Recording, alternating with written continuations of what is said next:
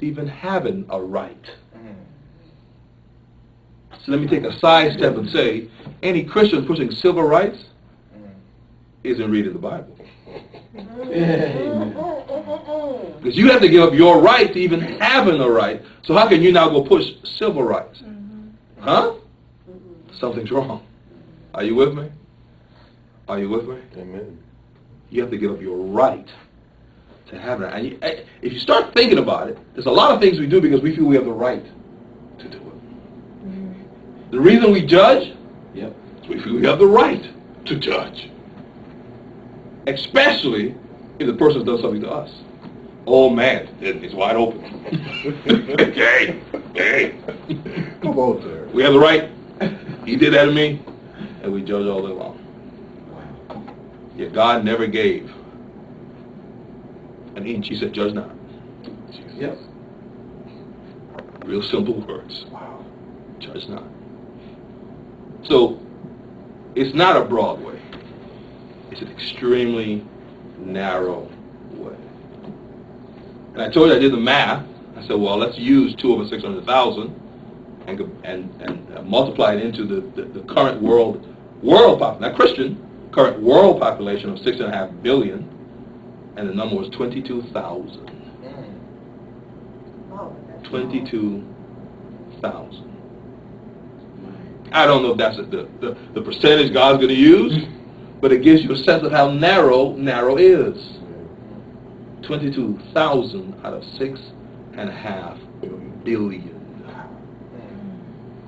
6.5 billion. Wow. Let me read Deuteronomy 7. I want to close out this whole. The other aspect of this once saved, always saved thing is what the Bible calls the elect or the chosen. Because part of this same lie of once saved, always saved is you are now elect. And since you're elect, you're good. And what it keeps saying is because you're elect, God will move mountains to make sure you're saved. Well, what did he tell the children of Israel? Were they elect? Is the question. Yes. Were they elect? Look at Deuteronomy 7. Starting by verse 6. God is speaking. He says, for thou art a holy people unto the Lord thy God. The Lord thy God hath chosen thee to be a special people unto himself above all people that are upon the face of the earth.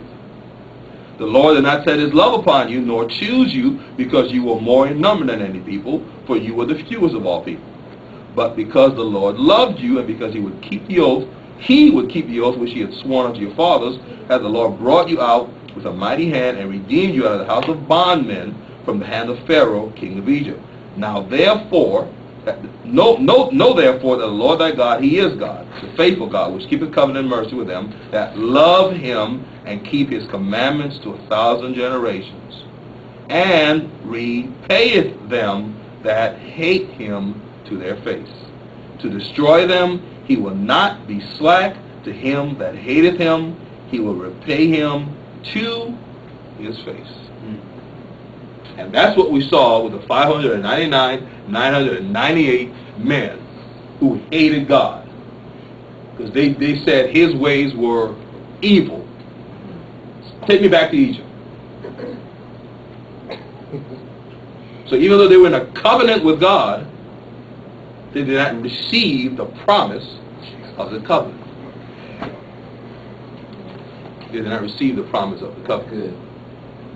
How much time, Marcus? You got 10. 10, okay. 8 now. That's fine. Go to, let's go back to Ephesians. Let's stick with the writer and see if he gives us a clue as to what he meant. Because, maybe he was confused. It's also a possibility.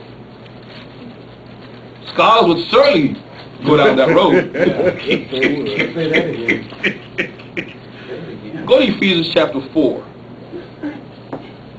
Ephesians chapter 4. Paul says, I therefore, the prisoner of the Lord, beseech you that you walk worthy of the vocation wherewith you were called. Well, stop right there. If I am saved, there's no need for him to tell me that. Because if I am saved, as they say, there's nothing I can do to stop me being saved. That's right. So why tell me to walk worthy? There's got to be a problem with that. Now, I'm not going to read all of it, but if you will read Ephesians 4, you'll see almost every verse is work. Yep. Almost every verse. With all lowliness and meekness and long-suffering, forbearing one another in love, endeavoring to keep the unity of the Spirit. There's one, but unto giving grace, where he said when he said it. Let's keep going. Go all the way down to